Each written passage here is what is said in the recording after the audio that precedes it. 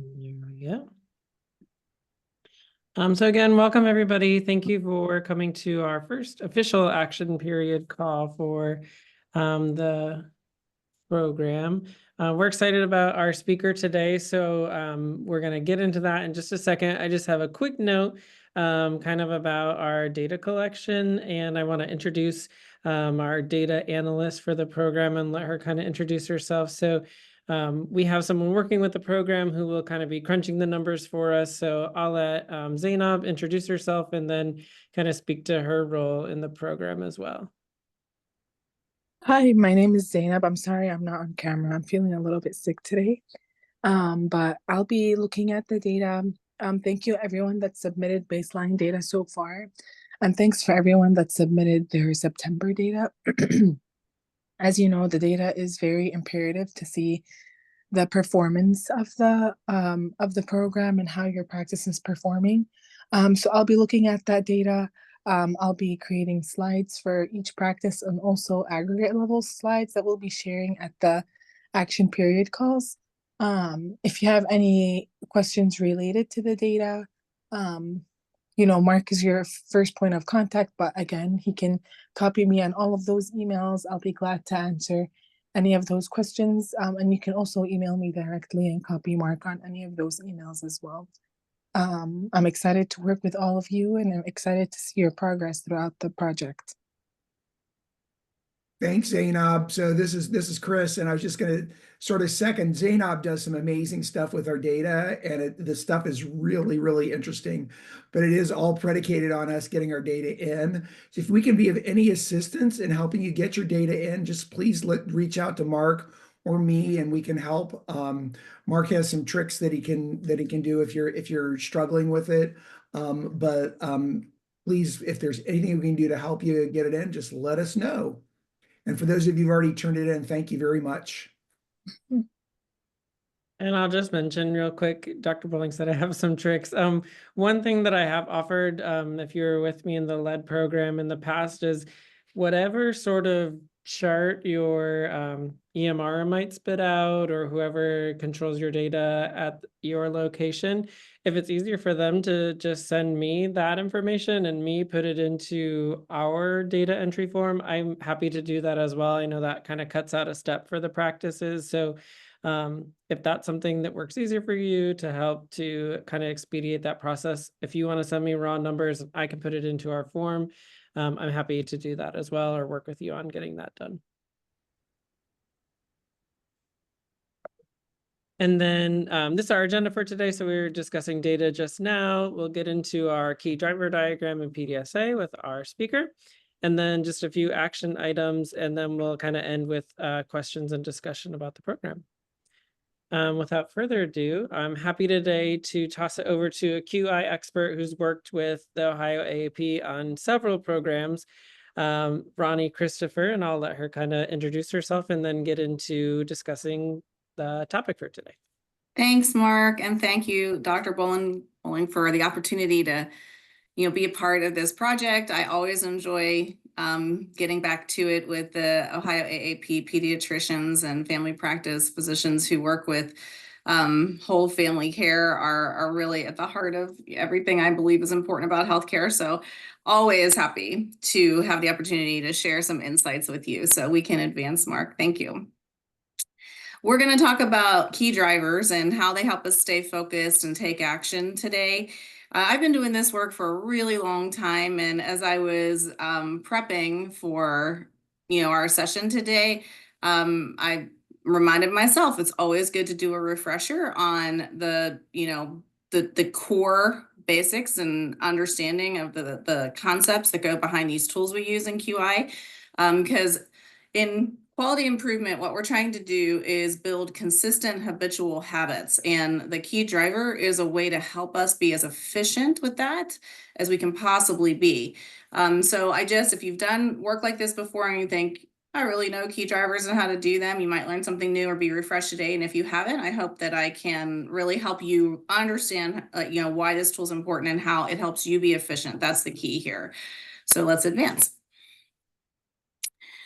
So let's understand the real key purpose of a key driver. There are a couple things that are just core to why we build it a certain way, why we use it a certain way, and how it is the, foundational sort of document of projects like this. So when you think about a charter or, a vision document or mission document that outlines a project, that's sort of the thing that I think that is there to say this is a bona fide project. But when you think about the tool that really helps you understand what are you going to do in the project, that is where the key driver is really critical and important. And it allows you, again, to be efficient. I'm going to keep saying this over and over again, because if you use the tool the right way, you'll be able to do PDSAs that'll get you really quickly informed about what's working, what's not working, and what you should be doing better.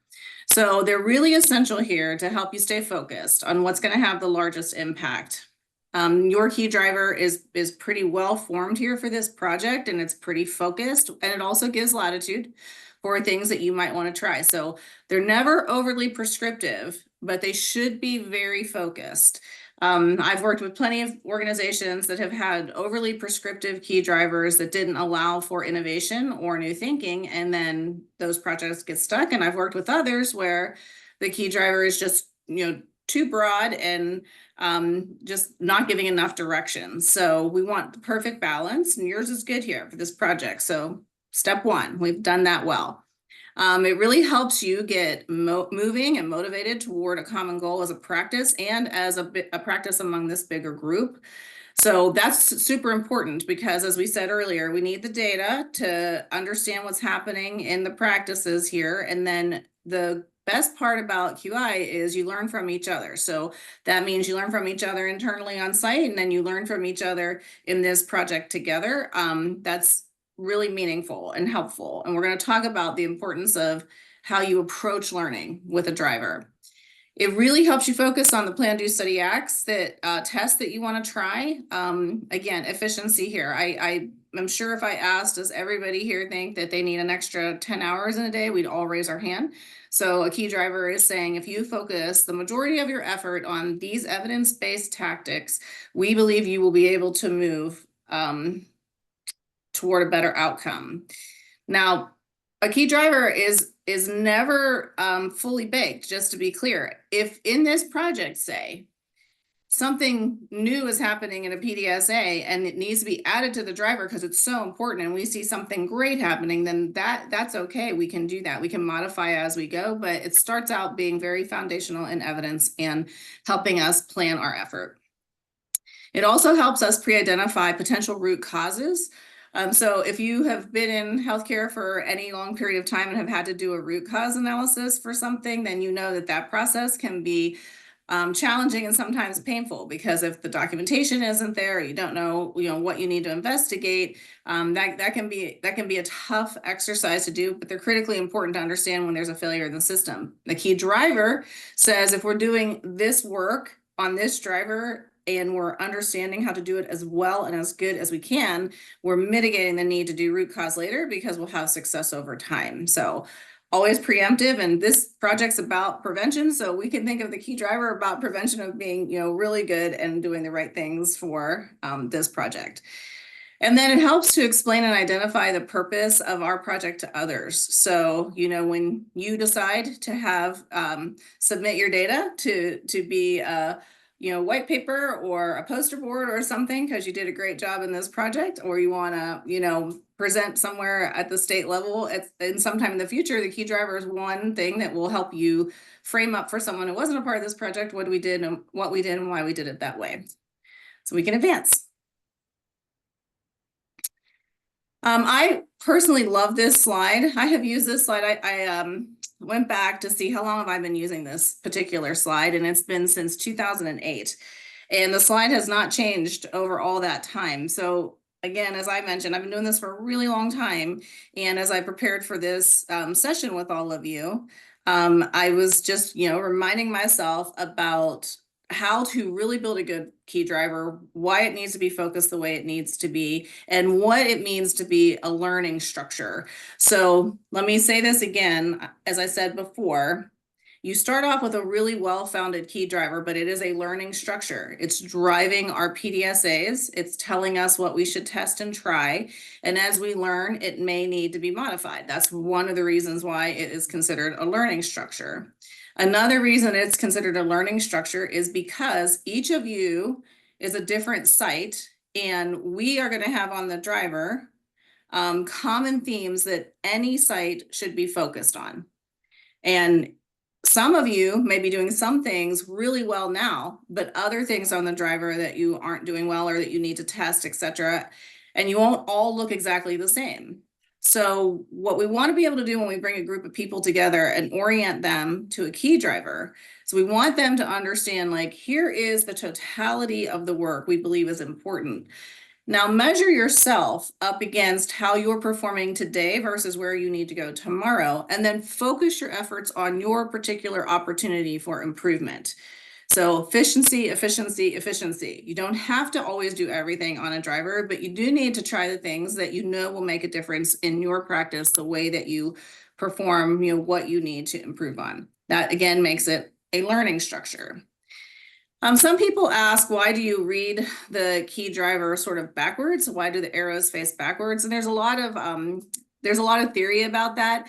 The one reason that we tend to, in this, the Ohio AAP adopts this model, and largely the QI institutions across the state of Ohio adopt this particular way of using a key driver. One of the reasons that the arrows go backwards is to force function your reading. So we read left to right here in the United States.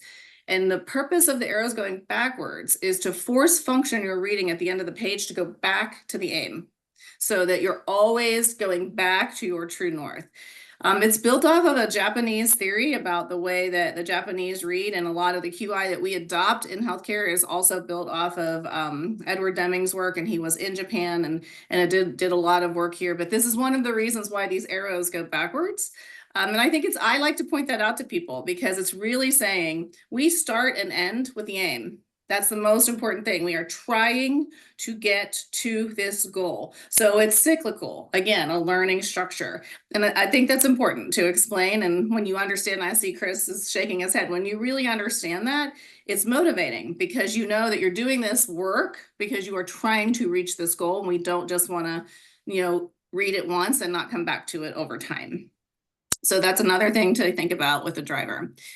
And then, of course, your aims are always going to be SMART, so they need to have all of the specific, measurable, actionable, relevant, time-bound pieces to them. We have that on your driver. Your middle drivers, your column drivers, these are your sort of Roman numeral agenda topics. I like to think of a driver as an agenda. So if we flipped it up and made this an agenda for a meeting, we would have the title would be our aim with a goal. We would have Roman numerals with all the main drivers that we say these are the critical topics that are we have to be making sure we're touching on. And then we would have all the interventions that would be our A, B, C, D with an action plan. Who's doing what by when?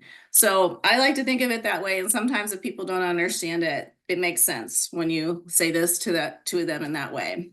The thing about the middle column drivers are that they need to be at what we would call the meso level, not too macro, so not unattainable. They have to be something achievable, but they can't be too micro. They have to elevate our altitude to think about over time, we have to habitually be performing a certain way against these drivers. So we like them to be sort of at that meso level. That's what we would call that. The aim would be at the macro level. What are we trying, our aspirational goal? The drivers at meso level, what is attainable but needs to be consistent? The micro level are what we would call the interventions. And these are the things that we're saying very, very specific. We need to make sure that we are documenting an EHR regularly. We need to make sure that we have educated every new person on site about the project, within 90 days of their employment, as an example. These are the kind of micro things that we're going to do in an intervention.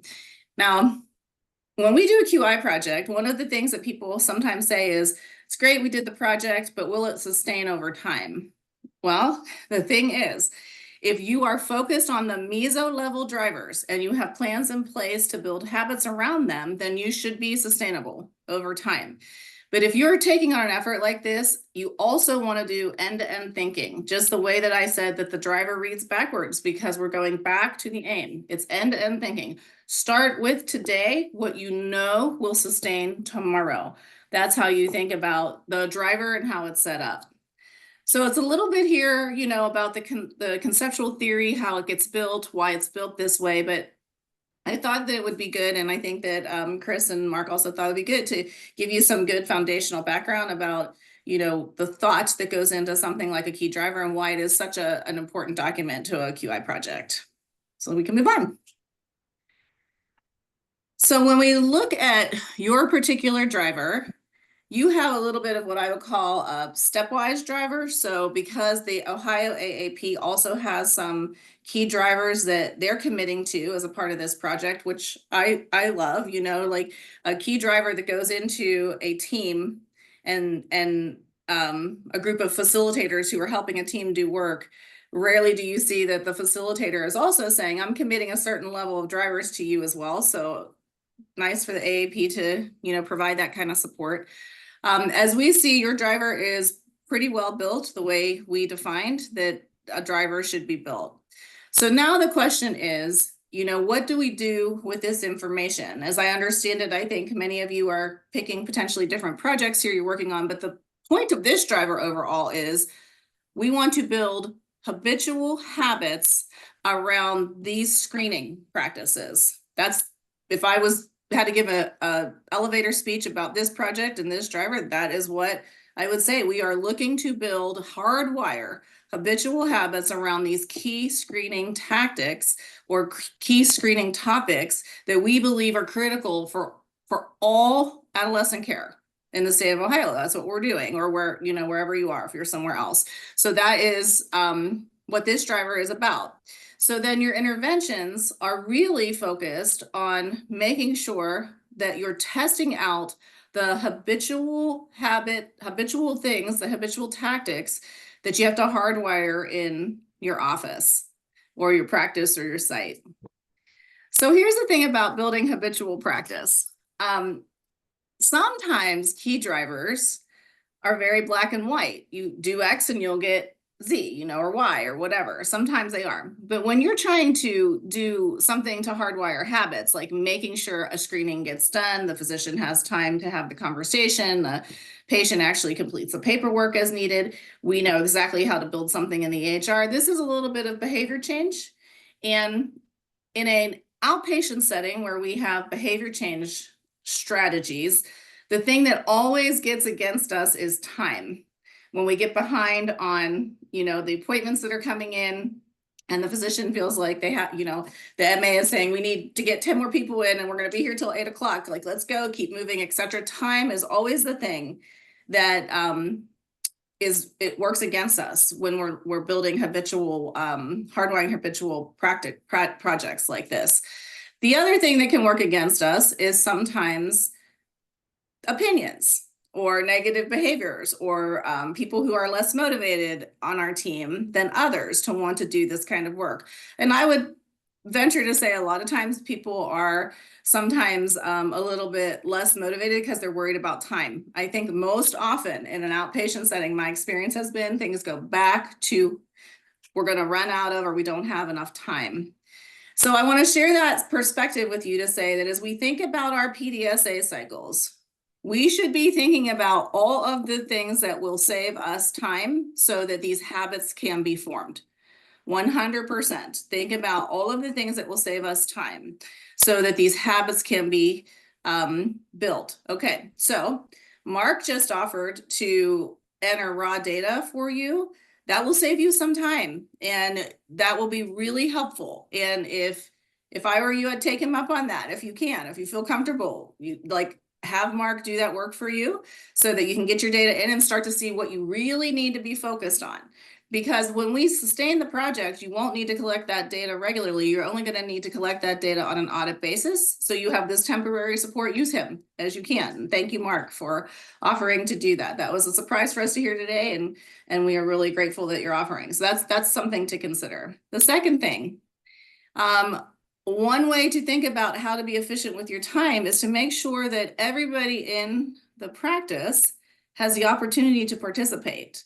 I can't tell you how many times I have been in a site where either the provider thinks that it's all up to them and they have to figure out how to do everything and they're struggling with delegating, or the medical assistant or support team thinks it's all up to them and they're having a hard time. And then there might be someone at registration or somewhere else in the office that could do something temporarily for us, but will save us some time. Because if you don't get started, you can't figure out how to improve. And so this is why you have to be really, really good at time management. I'm going to give you another tool here in a second that'll help you navigate if, you know, there's resistance or people are confused or people are concerned. We'll talk about that in a second. And then the other thing for my providers that are on the call, I want to say this project is like screening is your responsibility, making sure that you are, you know, educating your families, your patients, your parents, you know, educating them, etc., making sure that you are putting the process in place. That is definitely sits on your shoulders and is your responsibility. But the idea of screening and prevention is really very nurturing. So this is, if you are having a hard time ever thinking about pulling your team in, you've got to think about everybody needs to be a part of that process, because if they're not, you're gonna run out of time or run out of things to test. So these are just things that I have learned over time about, over my own experience about, you know, how to help sites and practices think about getting motivated, moving, you know, testing, where to be focused on. And the beauty about QI and the beauty about your measures is nobody is expecting 100% all the time. We have 100% metric in your aims around participation in this project. But you have latitude for making some mistakes that are either yours to make or your families and parents to make on their own, where maybe they don't want to participate in screening and you can't control that, but there's some latitude for that. So we're not trying to be 100% perfect at doing the tasks. We're trying to be 100% perfect at having a plan to attempt to do the tasks. So I just want to say that out loud too for those of us on this call that might be perfectionists, because I think sometimes it helps put that into perspective, right? And when you think about being 100% purposeful about completing the tasks, you often exceed your goals. You really do. So, okay, let's move on to the next one here then. So a key driver sets us up to be able to do plan, do, study, acts. And PDSAs are absolutely one of my favorite things to do. I do them all the time just in my regular practice at home. So for example, I'm having a hard time not scrolling on my phone when I wake up in the morning. So I've been doing a couple different PDSAs of placing my phone in different places and seeing which one makes it less interesting for me to want to grab it and scroll before I get up and jump into the shower.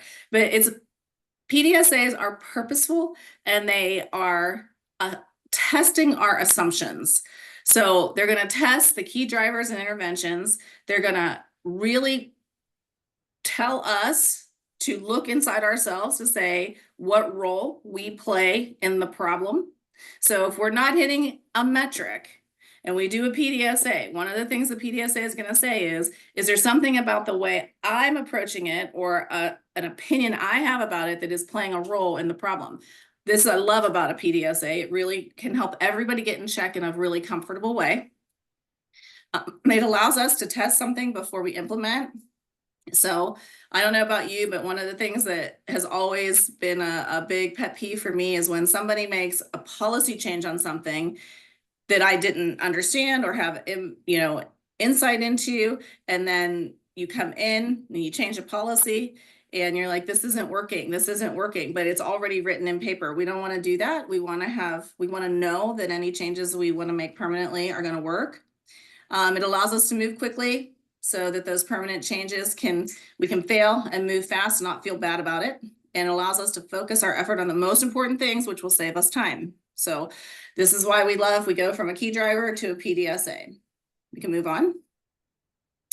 So I do some things a little bit different with PDSAs because I think that that I've learned over time with practices I've coached, etc., that sometimes they can get boring or they can feel like their work, but it can be really fun, and they can help you understand what's happening in your practice, how you work as a team, as much as help you meet your objective, which is great.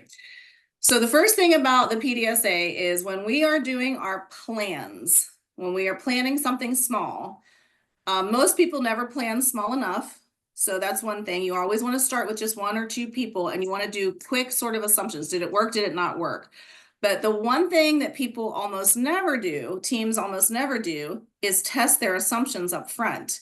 And this, for me, I think is one of the most fun things to do in a PDSA. So for example, let's say that we have 2 providers in an office, and we want each of them to test a new workflow on screening to get the screen into the electronic health record. And we're going to say that they will each, the plan here, we're going to say that each of them will be able to identify at least 1 patient before 10 o'clock on Monday to complete the screening, whatever that process is that we put in place. So we want Dr. John to complete the screen by 10 o'clock on Monday, and we want Dr. Smith to complete the screen on 10 o'clock on Monday, each with 1 patient.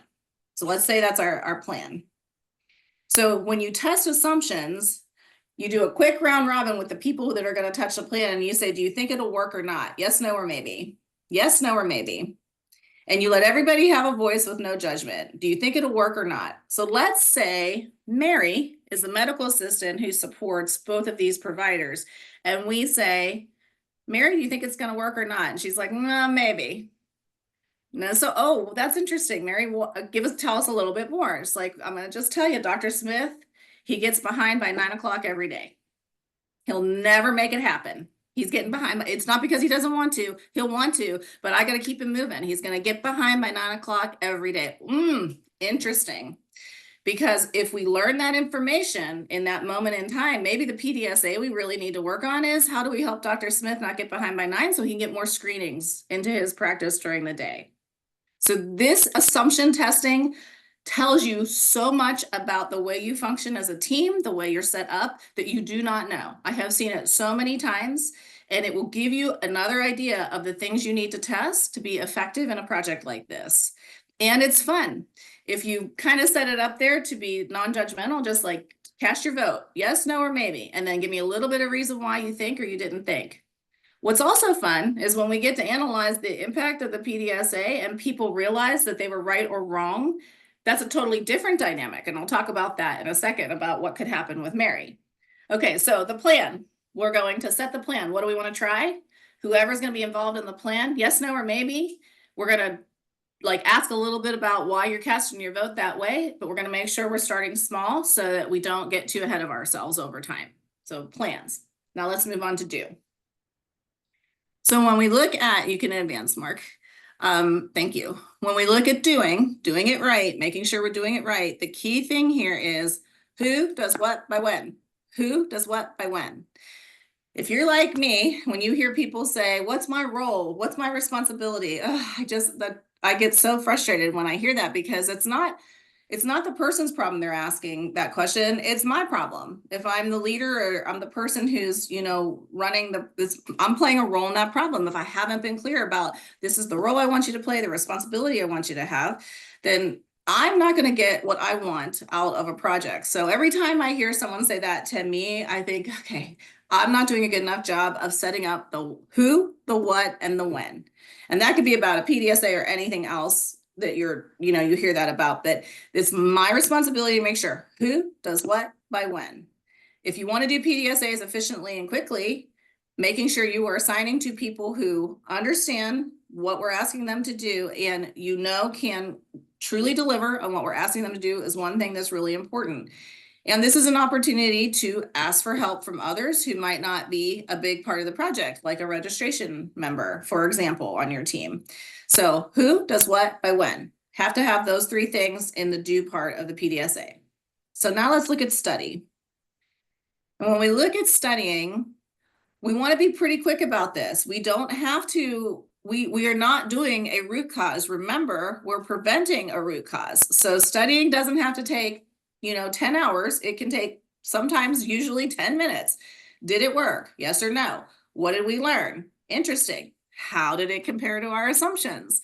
This is one of the most fun things about a PDSA here. If we cast our vote in the beginning and we study at this point in the PDSA, maybe we say to Mary, what did we learn about why Dr. Smith is getting behind? You were right. He could not get that screen done because he got behind at 9. But what did we learn? We're not giving him his list the way that we need to. Or Dr. Smith really needs help with the history and physical. He's not telling us that he needs a little bit more support on the EHR. He just needs a little education there. We could fix this for him. But we wouldn't know that if Mary didn't tell us up front, Dr. Smith's getting behind every day. So that's where the assumptions can really be tested here in the study. And then let's say Mary's told, oh no, he did it and he didn't even get behind. And she's surprised. We tested her assumption and she's super surprised. She's like, well, I don't know what happened today. Like, I swear to you, yesterday he could not have gotten that done. Well, let's learn about what motivated him today to be more efficient than she's typically used to seeing him. So testing and assumptions, studying them is so much fun, and you learn so much about each other, and you learn where your bias is stopping you from being your best. That's what this helps you when you test this way. So I really want to encourage you to do it, because I think that you will be surprised at the things you'll learn about the way you practice. And then let's get to the ACT part of the PDSA. So if you've done quality improvement for a long time, you will have typically heard academic language that says adapt it, adopt it, or abandon it. I personally like to use this language: like it, love it, scrap it. Just pretty simple. And I specifically picked this dump truck for the scrap it piece, because if we're scrapping it, we don't need to talk about it again. It's take it to the dump, like throw it away. So if we like something, we still have work to do. And this is where we do more than an N of 1. So if we like it and we think it's working, then we start to do an N of 3, an N of 4, maybe an N of 5, and then we get to a point where we can love it. So that's when you start to escalate something. When you like it, you start to add more of an N than an N of 1. If you love it, you don't have to make any more decisions. If you believe this, oh my gosh, this really works. We told, we are putting a process in place so that Dr. Smith knows exactly, when and how to get these screens done. He's doing it consistently. I love it. Let's not change it. It becomes a permanent part of our practice. And if we scrap it, we're like, oh, wow, that was rough. Let's not ever do that again. We're going to switch our attention to something that will help us a little bit better. Or we might come back with like it and scrap it to this team and say, hey, you guys, we've tested a few things, and like we're really scrapping something around this screening process. We can't seem to get motivation. Can anybody give us some insight or give us some opinion on what to do? Give us some advice. Or we have something here that we like, but we're not exactly sure if we should implement this permanently. Can somebody on this team, this project team, give us some advice? Or can Chris or Mark or somebody help us? So that's when you should escalate up the things where you need help. A lot of times in QI projects, people love to talk about the things they love. The love it things. They like to say, this is working, we love it. But the real value of being on a team like this is to problem solve the like it and scrap it moments, because that's where you're going to learn how to accelerate your efforts even more. So like it, love it, scrap it. When I've been in offices, sometimes I've had a lot of fun where we've, written a PDSA and it's just been a complete disaster. And, someone in the office crumps it up and tries to get 2 points in the garbage can. And it feels really good to scrap things sometimes. So definitely take the effort to put that energy into everything you're doing around this project. And then we can go to the next slide. So as I said in the beginning, we're starting right now with a plan to sustain these efforts over time. We don't ever want to have to come back to this QI project around this topic again. We want to be able to come back to this team and say to Chris and Mark and the AAP, we did so well in this project, everybody's sustaining, we should do something, adding to it. That is the end goal here. Let's keep moving and improving over time. So sustaining end to end, it's starting with your key driver. It's doing those PDSAs. You have to have the data to be able to know if you're making a difference or not. So you have to hardwire getting your data in. And maybe some of you, I know you have a commitment on this project to do 4 PDSAs around the screening process. I might suggest some of you try a 5th PDSA around what you're going to do for making sure you're consistent with your metrics and goals and getting your data in. And remember, you have some resource here to help you with time if you need it, so use it. And then once we get past these 3 things that we're doing consistently and we hit those metrics and that aim that we've set for ourselves, we'll audit over time. An audit will look like, every 30 days, pulling the data yourself, just making sure nothing has slipped through the crack. Audit can be asking the team, how do we think we're doing? Do we need to just, pressure test and make sure that we're doing everything we think we're doing? Sometimes audit can be preemptive. Someone can say, we're going to slip if we don't change something here. Dr. Smith's getting behind again on his schedule. We're going to slip up and we're going to lose these gains that we've made. So it can be preemptive when you audit, but it doesn't have to be every week, every day, even every month necessarily. I think auditing every 30 days or at a minimum a quarter, depending on how well you've hardwired, is probably sufficient. But it's really a key point of sustaining over time. So end to end, the key driver tells us, what we're doing. The PDSA tells us how we're doing it. The metrics and goals tell us if it's working. And the audit tells us, did we hardwire that? Were we able to be habitual with the way that we changed it over time? And so in a nutshell, this is kind of, breaking down big initiatives that take time into something that feels, chewable and swallowable and isn't like a big elephant. We're taking just a couple bites out of that, making sure that we can get some momentum and move forward. So I hope that if this was, if you have a background in QI, this was a good refresher and maybe put a little pep in your step around it. And if you don't, that it maybe helped you understand some of the theoretical concepts around how we set these tools up and how they can help you. And most importantly, I really hope that you will take me up on the assumption around plans where you will, cast your votes in the beginning, test them at the study, and see how a project like this even improves how you work as a team in your practice in general, because you are doing it in a systematic way. So I'll stop there, open up for questions, comments from Chris and Mark, and yeah. That was awesome, Ronnie. I love the idea of our huddles that we do. We need to use those more for like that. What do you think this is going to do? Yeah. The questions beforehand. That's great. Yeah, I really have found, Chris, that it has been a really valuable tool across the many. I mean, I was testing in my mind, like how many sites do I think I've been in? How many times have I coached like in person, on Zoom, etc.? It's probably tens of thousands of people across the country as I've been doing it this long. And the assumption testing, like it, love it, scrap it, kind of activity, these things really seem to help people hardwire the changes that they're making the most. And make it understandable. Yep. My last name's not Smith, but I could hear my staff saying those things about me. So yeah, for sure. And isn't it fun? Like, this is the thing about testing your assumptions. It allows your staff and you to put things forward that you typically might be reticent to put forward. So it does it in a safe way because you're doing it around a specific PDSA. So it can open up conversations that you've had to have for a long time, maybe. And that can be really helpful. I've had many, many times where I've had a medical assistant completely check a provider who was clueless that the provider was the problem. So, and it's fun. They chuckle and they laugh just like you would, Chris, if that came up to you. I know, like, it's me, I'm the issue. Okay, we'll get this fixed. And that could go the other way too, by the way. So it's not just always about providers, right? So yeah. Any questions from the team or anybody have any other insights about how you've done this work or are doing this work that you want to share with the team? And you're welcome to unmute or drop those in the chat box. We can ask them too, whatever's easiest for you.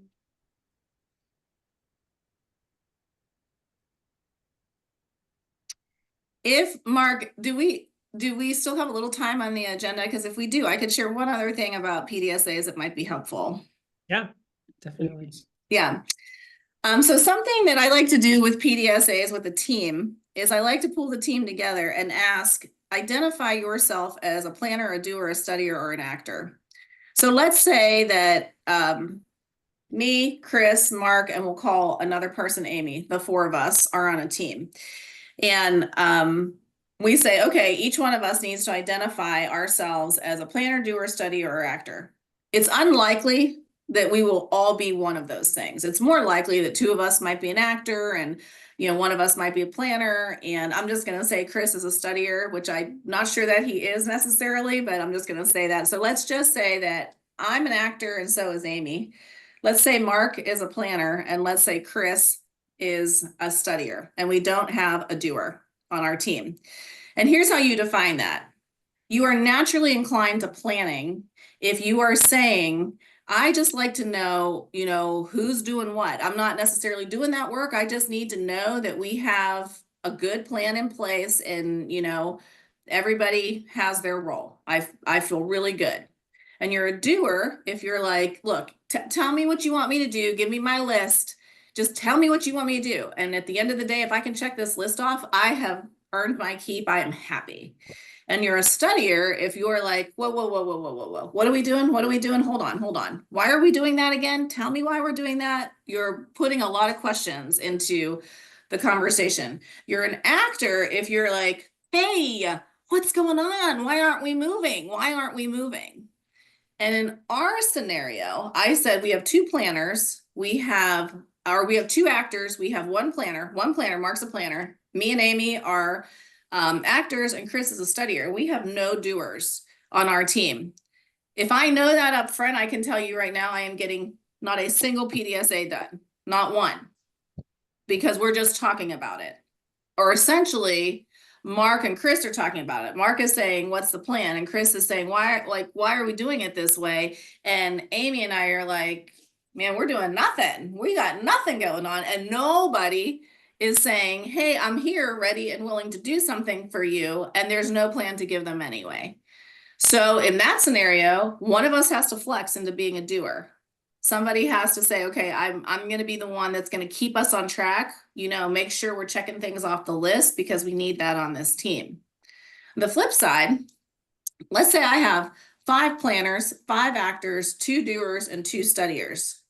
Sometimes a lot of planners and actors kind of get frustrated with each other because the planner wants to know the plan and the actors, that's a great flash poll, Mark, thank you. And the actors want to know, like, what we have a lot of plans, but we don't have any action. So sometimes they can get a little bit, touchy with each other.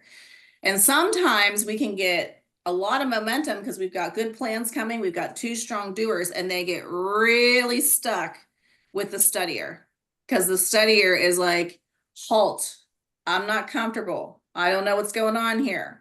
Why are we doing it? I need to see some evidence. Like they get really, really kind of halting. And a lot of times as physicians, you're trained to be studiers. You might naturally be a planner or something, but you're trained to be a studier because you have to rule things out. And that's what a studier does. Rule it out, rule it out, rule it out, right? If you are being stuck on a team because you have a strong studier, the one thing that I've learned over time is to say to a studier, what are you worried about? And just open-ended question. Tell me what you're worried about.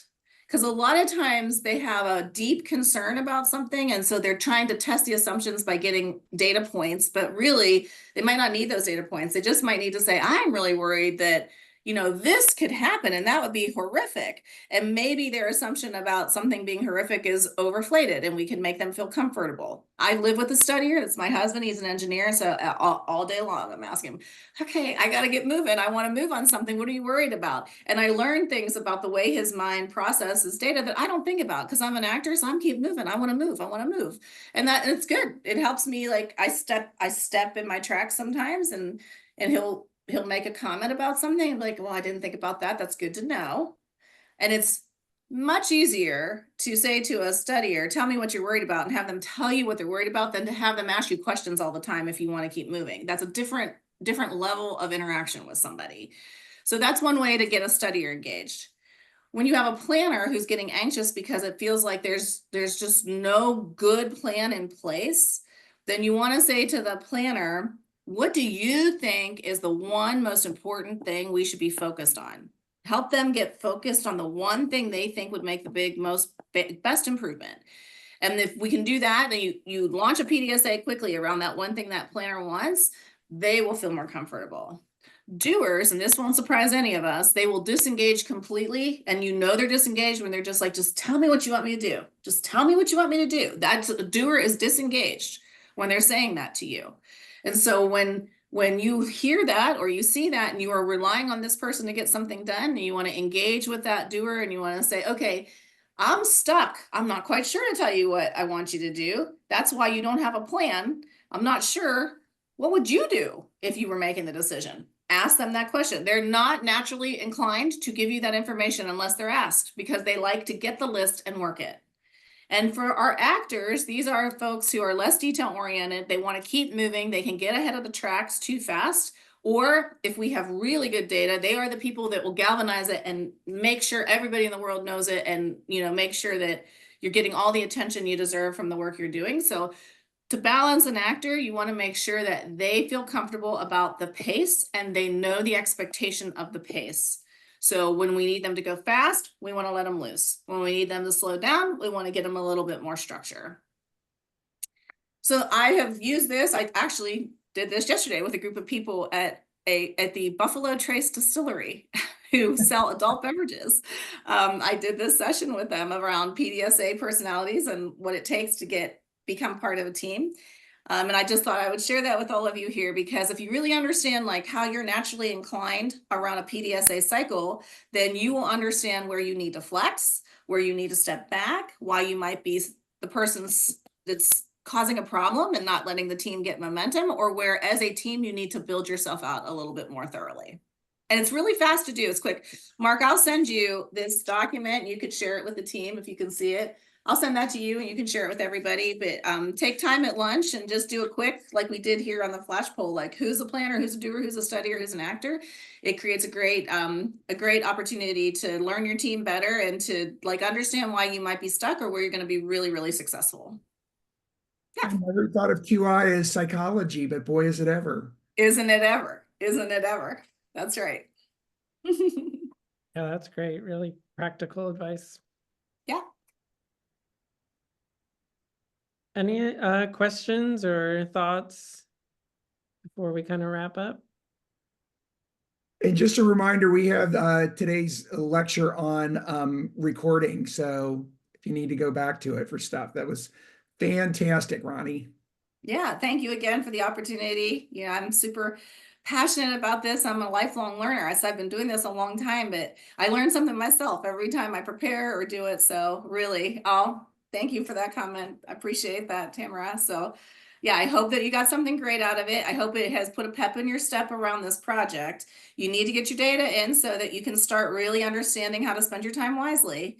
And I really, hope that it has reinvigorated you around just the beauty of quality improvement in general. Yeah, thank you again, Ronnie. We're so thankful. And like Dr. Bowling said, I'll send out this video and any documents that Ronnie had sent me, I'll send to the team as well. So I just have a few wrap-up items. So we're talking about data. Some people still need to send in their baseline data. One thing that I've thought of as the presentation was going, that if you learned something, hopefully, from this presentation and would like to make changes to any PDSA that you've sent me, feel free. We can, of course, start a new PDSA, or you can begin a new document with any changes that you might have been inspired to make from today. And then as soon as you have those, you can send me that document as well. Our next call will be on November 20th, where we'll have Dr. Elizabeth Lazaron to speak more to our maternal mental health topic, which I think will be another great presentation. She always does a great job. And then we're looking to have our November data due on November 15th. If you have any questions about that, or like I said, sending me raw data so that I can enter it in and save a step, again, I'm happy to do that. I did want to mention one last item, hopefully, that we have a webinar coming up that's sponsored by the Preventive Health Program, which is on one of the topics for our program of food insecurity, with Dr. Skylar Kalady of Nationwide Children's. She'll be speaking about food insecurity and resources. We have somebody from the WIC program coming on the call to speak about WIC and how to recommend it for patients. So we're looking forward to that. That's on Wednesday, October 30th. I'll include the registration link for that in my follow-up email today or tomorrow. But that's on October 30th at noon. I've seen some people that have already registered in the program, but we would love to have you all there for that as well. And a quick question came in from Emily about PDSA cycles are not due each month, just 4 cycles through the course. And like Ronnie was mentioning, if you want to do more, you want to do a 5th, go for it around sustainability, but just 4 over the entire course of the project. So not monthly, like every 3 months or so, 2 to 3 Right, we months. got them set for every 2 or 3 months, which I can put the schedule in the email too. And again, it's kind of a rough schedule. We just kind of want to make sure that we're sticking to those and using them to study what we're doing. And then that's all I have, unless there's any other questions. We'll again thank Ronnie for a great presentation and thank you all for attending today. Thank you And so we'll much. see you in November. Bye, everybody. Thank you. Bye.